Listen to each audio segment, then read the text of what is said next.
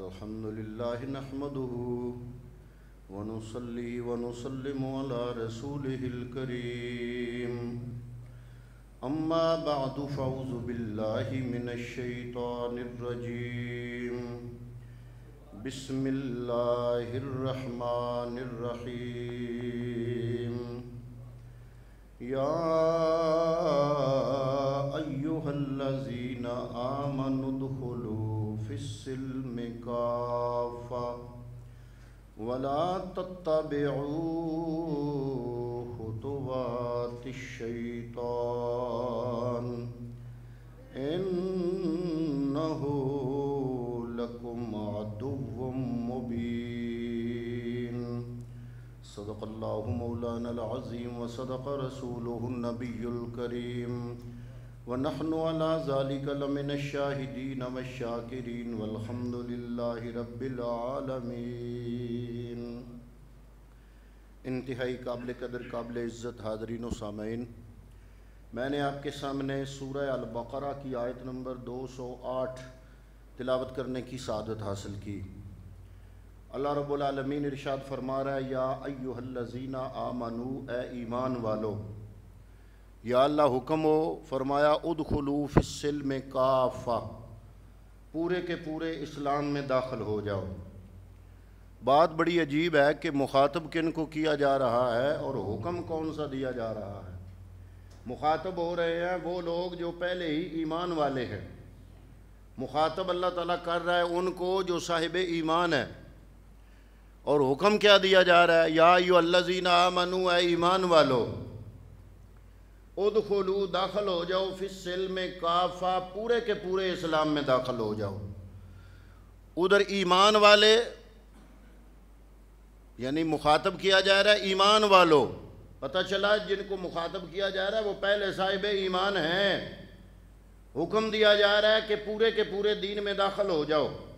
اسی طرح ایک اور جگہ پہ یہی مضمون اللہ نے بیان کیا، یا ایھا الذین آمنو، اے ایمان والو، آمنو، یا ایھا الذین آمنو آمنو، اے ایمان والو ایمان لے آؤ۔ یا اللہ جو پہلے ہی ایمان والے ہیں ان کو پھر حکم دیا جا رہا ہے کہ ایمان لے آؤ۔ تو اس کے تحت علماء مفسرین نے اسلام کے حوالے سے بہت زیادہ وضاحت لکھی ہے، جس میں یہ فرماتے ہیں کہ ایمان اور اسلام ان دونوں پہ وضاحت کی۔ اور ایمان تو آ گیا نا جب اللہ نے مان لیا، آمنت باللہ و ملائکتہ و کتبہ و رسلہ والیوم الآخر والقدر خیرہ و شرہ من اللہ تعالی والبعث بعد الموت۔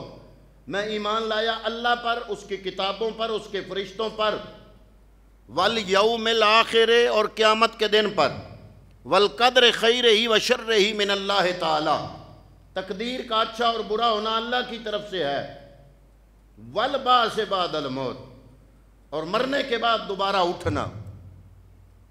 ان کو ماننے کا نام کیا ہے؟ ایمان ہے۔ اسلام کے حوالے سے علماء مفسرین فرماتے ہیں کہ اسلام یہ جو عبادات ہیں نا، عبادات یہ سارے کا سارا اسلام نہیں ہے۔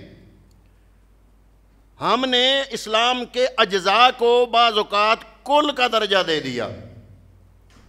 کلمہ پڑھنا اسلام کا جز ہے، کل نہیں ہے۔ نماز پڑھنا اسلام کا جز ہے، کل نہیں ہے۔ روزے رکھنا اسلام کا جز ہے، کل نہیں ہے۔ تو علماء فرماتے ہیں کہ عبادات ساری کی ساری یہ پورے اسلام کا چوتھائی ہیں۔ پورے اسلام کا چوتھائی حصہ یہ کیا ہے؟ عبادات، اور 3/4 یہ ہیں معاملات۔ اس میں علماء نے شعبے گنوائے، فرماتے ہیں 5 شعبوں کا نام اسلام ہے۔ کیا؟ نمبر 1 عقائد، نمبر 2 عبادات، نمبر 3 معاملات، نمبر 4 اخلاقیات، اور نمبر 5 معاشرت۔ یعنی جس معاشرے میں آپ رہ رہے ہیں اس معاشرے کے دیگر لوگوں کے ساتھ آپ کا حسن سلوک، آپ کے تعلقات، آپ کا لین دین، یہ 5 چیزوں کے مجموعے کو کیا کہتے ہیں؟ اسلام۔ اب عبادات میں اگر آپ دیکھیں تو پہلے نمبر پہ آ جاتی ہے نماز۔ نماز ہر بندے پہ فرض ہے، چاہے امیر ہے، غریب ہے، بادشاہ ہے، فقیر ہے، شعبہ کوئی بھی ہے، لیکن دن میں 5 مرتبہ، روزے سال میں 1 مرتبہ، 1 مہینہ، حج زکوٰۃ سال میں 1 مرتبہ، حج زندگی میں 1 مرتبہ، حج زندگی میں 1 مرتبہ فرض ہے، 2 کر لو 3 کر لو وہ آپ کے نفل ہیں، فرض 1 ہے۔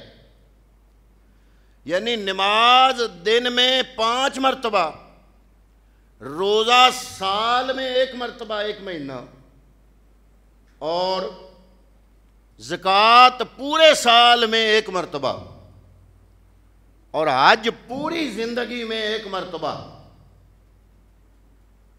اور معاملات فرماتے ہیں ہر لمحہ، معاملات ہر لمحہ۔ عبادات تقسیم ہے۔ معاملات کیا ہیں؟ اگر آپ شوہر ہیں تو بیوی سے معاملہ، اگر آپ اولاد ہیں تو والدین سے معاملہ، اگر آپ والد بن گئے تو اپنی اولاد سے معاملہ، اگر آپ محلے دار ہیں تو ہمسایوں سے معاملہ، اگر آپ دکاندار ہیں تو گاہک سے معاملہ، اگر آپ قرض دار ہیں تو مقروض سے معاملہ، اگر آپ سفر میں ہیں تو ہم سفر سے معاملہ، اگر آپ افسر ہیں تو اپنے ماتحت سے معاملہ، اور اگر آپ ماتحت ہیں کسی کے تو اپنے افسر سے معاملہ۔ فرماتے ہیں کہ عبادات جن کو آج ہم اسلام، سارے کا سارا اسلام سمجھتے ہیں، وہ ہیں گنے چنے۔ نماز دن میں صرف 5 مرتبہ، روزہ سال میں 1 مہینہ، زکوٰۃ پورے سال میں 1 مرتبہ، حج پوری زندگی میں 1 مرتبہ، لیکن معاملات ہر وقت، ہر دن، ہر لمحے۔ یہ جو خلفائے راشدین کا سنہری دور ہے نا، جنہوں نے مصطفیٰ سے دین سیکھا، انہوں نے عملی زندگی سے ہمیں دین سمجھایا کہ دین کس کو کہتے ہیں۔ حضرت ابو بکر صدیق رضی اللہ تعالیٰ عنہ کے دور میں مدینے کے قاضی بنے عمر فاروق۔ آپ کے ذمے فاروق اعظم نے لگایا کہ آپ نے فیصلے نپٹانے ہیں۔ الگ عدالت کی عمارتیں نہیں ہوتی تھیں، حضرت فاروق اعظم مسجد نبوی کے ایک کونے میں بیٹھ کے مقدمے نپٹایا کرتے تھے۔ 2 سال گزر گئے، ایک مقدمہ بھی عمر فاروق کی عدالت میں نہیں آیا۔ 2 سال گزر گئے۔ حضرت ملحان بن ربیہ حضرت عثمان غنی کے زمانے میں کوفے کے قاضی تھے، فارغ بیٹھے رہتے۔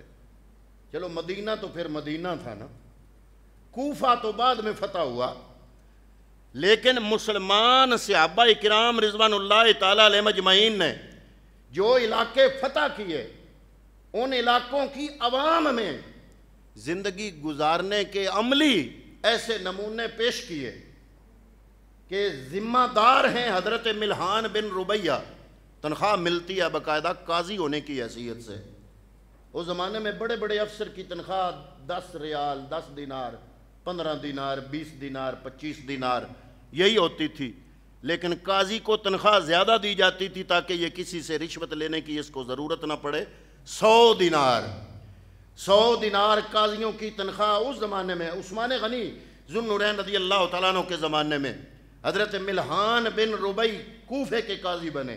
آپ کے ایک دوست تھے، وہ فرماتے ہیں میں مدینے سے گیا ملنے کے لیے کوفے میں، تو وہ سفر ویگنوں پہ تو تھے نہیں، سفر تھے پیدل یا اونٹوں پر، بندے کی تھکاوٹ ہو جاتی تھی۔ تو یہ فرماتے ہیں کہ میں 40 دن اپنے دوست کے پاس رہا، تو یہ فرماتے ہیں کہ 40 دنوں میں پورے کوفے میں سے ایک مقدمہ بھی نہیں آیا۔ کیوں؟ اس لیے کہ اسلام ہمیں سکھاتا ہے حقوق اور فرائض۔ آپ کی جو ذمہ داریاں ہیں دوسروں کو ادا کرنے کی، وہ ہیں آپ کے فرائض، اور دوسروں پر آپ کی جو ذمہ داریاں ہیں وہ ہیں حقوق۔ جب آپ اپنی ذمہ داریاں جو دوسروں کے متعلقہ ہیں پوری کریں گے تو آپ کو اپنے حقوق آٹومیٹکلی ملتے رہیں گے۔ جب حقوق اور فرائض یہ ان میں بیلنس ہوگا، نسبت تناسب ٹھیک ہوگا، میں اپنی ذمہ داریاں جو جن لوگوں کی میرے ذمے ہیں وہ پوری کر رہا ہوں، تو میرے جو حقوق ہیں دوسروں پر وہ آٹومیٹکلی پورے ہوتے رہیں گے۔ جب حقوق و فرائض پورے ہوتے رہیں گے، معاشرہ پرامن رہے گا، معاشرہ پرامن رہے گا، معاشرے میں سکون رہے گا۔ جس معاشرے میں سکون ہو وہاں کوئی کسی سے شکایت نہیں ہوتی، جب شکایت نہ ہو تو مقدمہ پیش کرنے کی ضرورت نہیں ہوتی۔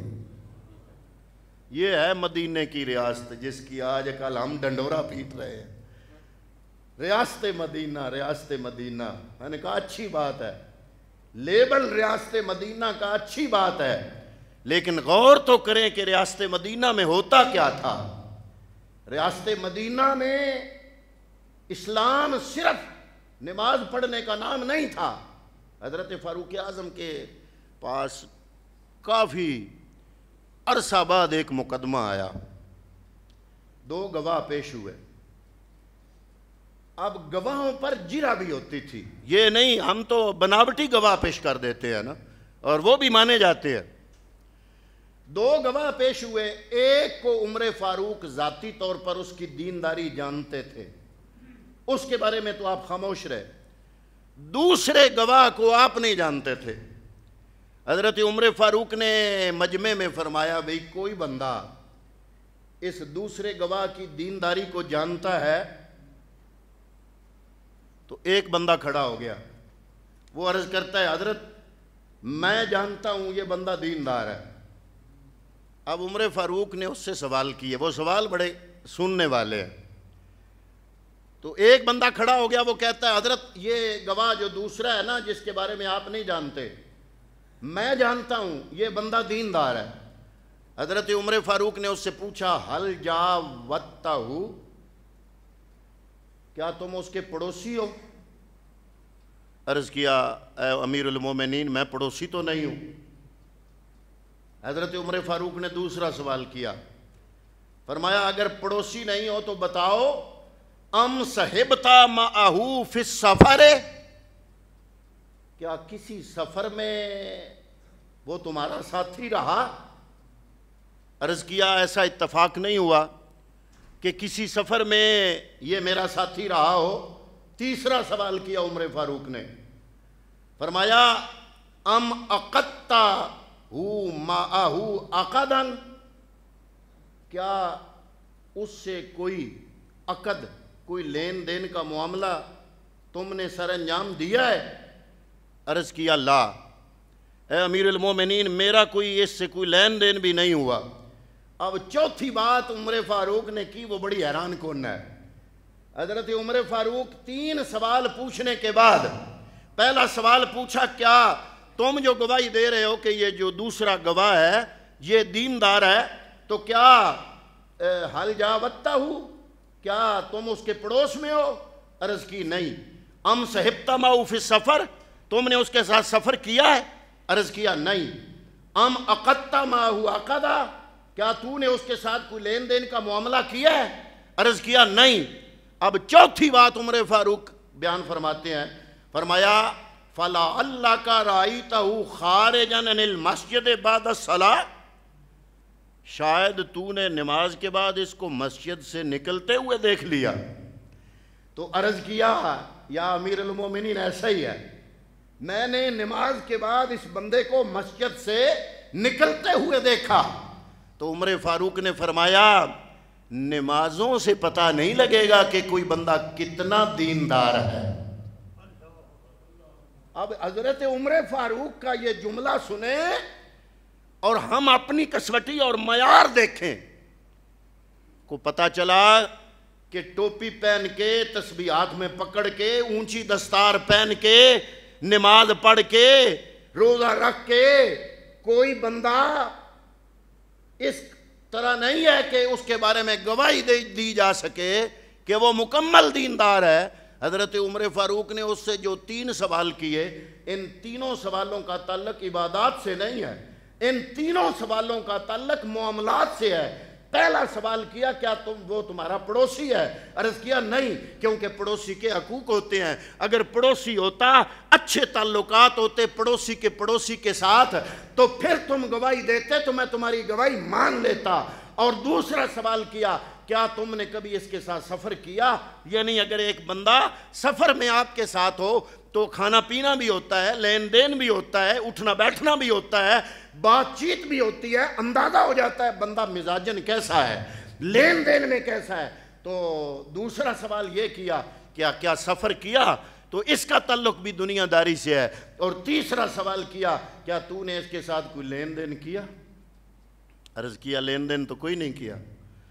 تو اگر لین دین میں بندہ مکمل نہ ہو، چاہے ماتھے پہ محراب بھی ہو، ہاتھوں میں تسبیح بھی ہو، سر پہ ٹوپی بھی ہو، لیکن اگر یہ سارے کام کر کے وہ جھوٹ بولتا ہو، وہ ملاوٹ کرتا ہو، وہ خیانت کرتا ہو، وہ قرضہ لے کے واپس نہ کرتا ہو، اور وہ کسی کے حق کو مارتا ہو، اسلام کہتا ہے وہ مکمل دیندار ہے. ہم نے کچھ چیزوں کی جزیات کو کلی اسلام سمجھ لیا. یہ جزیات ہیں، یہ کلی اسلام نہیں ہے. حضرت امام غزالی رحمۃ اللہ تعالیٰ علیہ آپ فرماتے ہیں دنیا میں 3 قسم کے جانور ہیں. ایک جانور وہ ہے جو فائدہ ہی دیتے ہیں، نقصان نہیں دیتے. مثلا آپ اس کا دودھ پی سکتے ہیں، گوشت کھا سکتے ہیں، سواری کر سکتے ہیں. امام غزالی فرماتے ہیں دوسری قسم کے جانور وہ ہیں جو صرف نقصان دیتے ہیں، فائدہ کوئی نہیں دیتے. مثلا سانپ ہے، بچھو ہے، جنگلی درندے ہیں، شیر ہے، چیتا ہے، آپ کو فائدہ کوئی نہیں ہوگا، اس سے نقصان ہوگا. اور تیسری قسم کے جانور وہ ہیں جو آپ کو نہ فائدہ دیتے ہیں اور نہ ہی کوئی نقصان دیتے ہیں. تو حضرت امام غزالی یہ 3 قسمیں جانوروں کی بیان کر کے آپ فرماتے ہیں کہ اے انسان تم تو اشرف المخلوقات ہو، تم میں یہ صلاحیت تو ہونی چاہیے کہ تم اگر کسی کو نقصان نہ پہنچا سکو، فائدہ نہ پہنچا سکو تو نقصان نہ دو. کسی کی تعریف نہ کر سکو تو اس کی برائی نہ کرو، اور اگر کسی کو اس کے ساتھ نیکی نہ کر سکو تو برائی کا معاملہ سر انجام نہ دو. حضرت مولانا روم رحمۃ اللہ تعالیٰ علیہ آپ دن کو اپنے گھر سے نکلے تو چراغ جلایا تو نکلے، چراغ لے کے باہر جا رہے ہیں. لوگ بڑے حیران ہیں، پوچھ رہے ہیں جناب ہیں تو بڑے عالم فاضل آدمی آپ مولانا روم، تو یہ چراغ تو رات کو جلایا جاتا ہے، دن کو تو نہیں جلایا جاتا. دن کو تو اللہ کے سورج کی روشنی کافی ہے. تو مولانا روم رحمۃ اللہ تعالیٰ علیہ نے فرمایا اس سورج کی روشنی میں گھر میں اصل سے نکلا تھا ایک چیز تلاش کرنے، سورج کی روشنی میں وہ مجھے ملی نہیں، تو میں نے سوچا میں گھر سے چراغ جلاؤں شاید مل جائے. تو اس نے پوچھا کہ جناب وہ کون سی چیز ہے؟ تو مولانا روم فرماتے ہیں میں گھر سے تو چلا تھا اس نیت سے کہ میں انسان تلاش کروں، لیکن مجھے اس انسانوں کی بھیڑ میں کوئی انسان نظر نہیں آیا. جناب یہ سارے انسان ہیں. فرمایا نہیں، تم دیکھ رہے ہو ظاہری آنکھ سے، میں دیکھ رہا ہوں اندر کے انسان کو. میری نگاہ صرف ظاہر پہ نہیں باطن پہ بھی ہے. ظاہری طور پر اس آدم کے پتلے کے اندر مجھے کوئی چیتا چیر پھاڑ کرنے والا نظر آ رہا ہے. اس انسان کے ظاہری لباس کے اندر مجھے کوئی گدھ نظر آ رہا ہے، کوئی لومڑی نظر آ رہا ہے، کوئی انتہائی لالچی کتے کی شکل کا نظر آ رہا ہے. مجھے کوئی انتہائی عیار کوے کی صورت میں نظر آ رہا ہے۔ یہ ساری خاصیتیں، عیاری کرنا، غریبوں پہ ظلم کرنا، چیرنا پھاڑنا، یہ درندوں کی علامتیں ہیں۔ یہ ان جانوروں میں جو فردن فردن برائیاں پائی جاتی ہیں، آج کے انسانوں میں یہ ساری اکٹھی ہیں۔ تو مولانا روم فرماتے ہیں میں گھر سے چراغ جلا کے نکلا کہ ہو سکتا ہے کہ مجھے اپنے چراغ کی روشنی میں کوئی انسان نظر آ جائے۔ تو اللہ رب العالمین نے فرمایا یا ایھا الذین آمنو، اے ایمان والو، ادخلوا فی السلم کافہ، پورے کے پورے اسلام میں داخل ہو جاؤ۔ اے اللہ کے قرآن، ہم تو نماز بھی پڑھتے ہیں، روزے بھی رکھتے ہیں، حج بھی کیا ہوا ہے، زکوٰۃ بھی دیتے ہیں، کیسے پورے کے پورے داخل ہو جائیں؟ تو علماء نے فرمایا کہ عبادات ساری کی ساری مل بھی جائیں تو یہ دین کا چوتھائی بنتا ہے۔ کیا بنتا ہے؟ عبادات، نماز، روزہ، حج، زکوٰۃ، کلمہ، یہ بنتا ہے چوتھائی۔ باقی تین حصے، تین تہائیاں جو ہیں ان کا تعلق معاملات کے ساتھ ہے۔ اگر آپ کے معاملات درست ہو گئے، اور معاملات کیسے درست ہونے ہیں؟ صحابہ کرام جنہوں نے میرے نبی سے ڈائریکٹ دین اسلام سیکھا، انہوں نے عملی زندگی گزار کے، صرف باتیں نہیں کی، اپنی عملی زندگی گزار کے مدینے کے معاشرے کو بنا کے اس کو تشکیل دے کے بتا دیا کہ حضرت فاروق اعظم کو مدینے کا قاضی بنایا گیا، 2 سال گزر گئے، مقدمہ کوئی نہیں آیا۔ حضرت ملیح کو کوفے کا قاضی بنایا گیا، 2 سال گزر گئے، مقدمہ ایک بھی نہیں آیا۔ عدالتوں کی عمارتیں بھی نہیں۔ کوفے کی مسجد میں بیٹھ کے، ادھر مدینہ مسجد نبوی کی مسجد کے کونے میں بیٹھ کے وہ معاملات سر انجام دے رہے ہیں، لیکن معاشرہ اتنا پرسکون ہے، اتنا مطمئن ہے، سب کے حقوق و فرائض ادا ہو رہے ہیں۔ جب حقوق و فرائض ادا ہو رہے ہیں تو سب معاشرے پہ مطمئن ہیں، جب مطمئن ہے تو معاشرے میں سکون ہے، جب سکون ہے تو سارے ایک دوسرے سے خوش ہیں، تو مقدمہ دائر کرنے کی کوئی ضرورت نہیں ہے۔ وہ تھے کامل مسلمان، یہ تھا اسلام، اور یہ تھی مدینہ کی ریاست۔ تو حضرات محترم، اللہ رب العالمین نے اس مدینے کی ریاست جو تھی، اس کی خاصیتوں اور اس کے اوصاف کی طرف ہماری توجہ مبذول کراتے ہوئے ہمیں حکم ارشاد فرمایا کہ یا ایھا الذین آمنوا ادخلوا فی السلم کافہ، اے ایمان والو اسی طرح اسلام میں پورے کے پورے داخل ہو جاؤ۔ جب تم پورے کے پورے اسلام میں داخل ہو جاؤ گے تو کوئی کسی پہ ظلم نہیں کرے گا، کوئی جھوٹ نہیں بولے گا، کوئی کسی کو فراڈ نہیں کرے گا، کوئی خیانت نہیں کرے گا، کوئی چیزوں میں ملاوٹ نہیں کرے گا۔ تو پتہ چلا اسلام تو ہمارا مکمل ہے۔ کاش ہم مسلمان بھی اپنا عمل اسلام کے مطابق کر لیتے تو آج معاشرے کے اندر خالص چیزیں ملتی، ملاوٹ سے پاک ملتی، جھوٹ سے پاک ہمارا معاشرہ ہو جاتا، اور غیبت سے پاک، حسد سے پاک، بغض سے پاک، یہ ساری چیزوں کا تعلق معاملات سے ہے۔ تو اسلام کہتا ہے کہ عبادات ہے 1/4، معاملات ہیں 3/4۔ تو 3/4 کی طرف توجہ کرو۔ 2 قسم کے حقوق ہیں، ایک ہیں حقوق اللہ، ایک ہیں حقوق العباد۔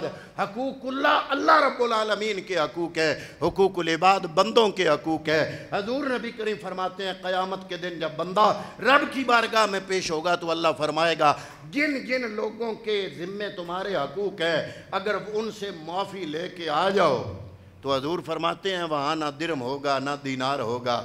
اگر معافی لینا چاہتے ہو، یہ دنیا ہے، یہاں درم بھی چل جاتا ہے، دینار بھی چل جاتا ہے، معافی منت اور ترلا بھی چل جاتا ہے۔